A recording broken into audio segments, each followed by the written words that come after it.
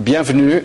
L'événement est, je crois, à Paris, le Salon du Livre 2008. Pas un Salon du Livre de plus, puisqu'il y en a un chaque année, mais cette fois, il est consacré à la littérature et aux écrivains israéliens.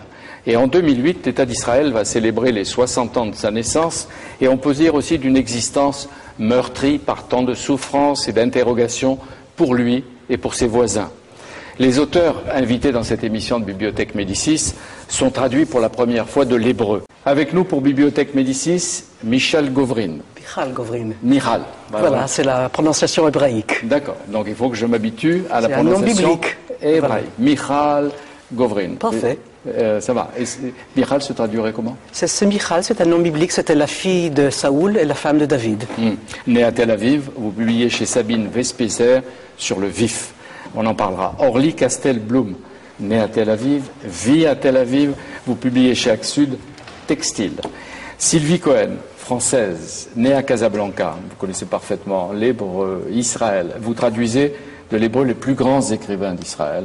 Amos Oz, Aaron Appelfeld, si je les connais un peu, c'est donc grâce à vous. David Grossman, Avraham Yehoshua, et je suis heureux que vous soyez ici. Et vous aussi, Laurence Sendrovitch, 5 des auteurs que vous avez traduits sont à Paris, 8 des auteurs, je crois, vont être à Paris, de vos auteurs, Sylvie Cohen.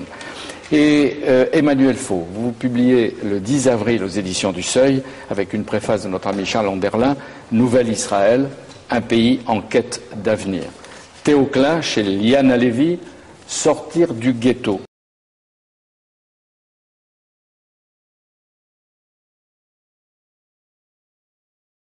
Toujours chez Liana Lévy, éditeur, Basmana Kodmani. Vous êtes né en Syrie, mais vous vivez à Paris depuis quand?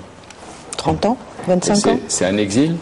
C'est provisoire, avec des allers-retours. Oui. C'est-à-dire vous pouvez entrer, retourner dans votre pays? Oui. Ouais. Vous publiez Abattre les murs. Quels murs?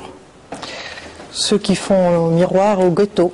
Je me souviens de l'époque où les journalistes arabes n'acceptaient pas d'être interviewés dans le même local que les journalistes israéliens. Israël veut exister, a le droit d'exister, et moi j'espère fortement qu'Israël continuera d'exister. Nous avons besoin de culture pour ne pas parler de Coran tout le temps. Abattre les murs arabes aussi. Nous avons besoin de tout cela, mais oui, il est vrai que nous avons besoin d'Israël au Proche-Orient. Nous avons absolument d'Israël, bien entendu, Pourquoi un Israël avec lequel nous arriverons à fixer les termes de l'échange. Et cet enfant israélien a vu un enfant arabe, a compris qu'il était arabe, et a cherché 2 mots d'anglais qu'il ne connaissait pas. Il arrivait à peine à lui dire, il lui dit « You want peace ?» Israélis, Palestinians, Jews, Palestinians. Tu veux la paix entre Israéliens et Palestiniens. C'était la seule phrase qu'il avait à dire à cet enfant. Et mon fils cherchait à comprendre, ils avaient le même âge, le même physique.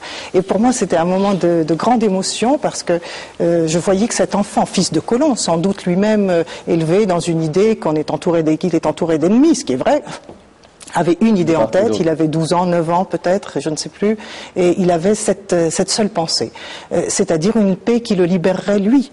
D'ailleurs, personnellement, je suis beaucoup plus à l'aise et beaucoup plus intéressée avec un interlocuteur israélien qu'avec un interlocuteur qui me ressemble. Il y en a beaucoup qui ne voient que les frères musulmans en Égypte. Oui, c'est dramatique, vous savez, la communauté des chercheurs ne travaille plus que sur ce sujet, c'est obsessionnel.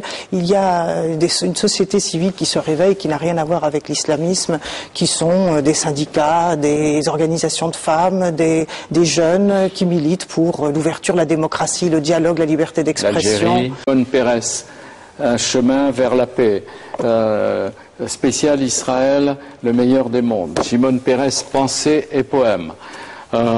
Broman Finkielkraut, la discorde, Jean Daniel, Israël, les Arabes, la Palestine, Shimon Peres, l'État d'Israël, Alain Dikoff. Vous vous rendez compte tout ce que l'on dit de votre pays?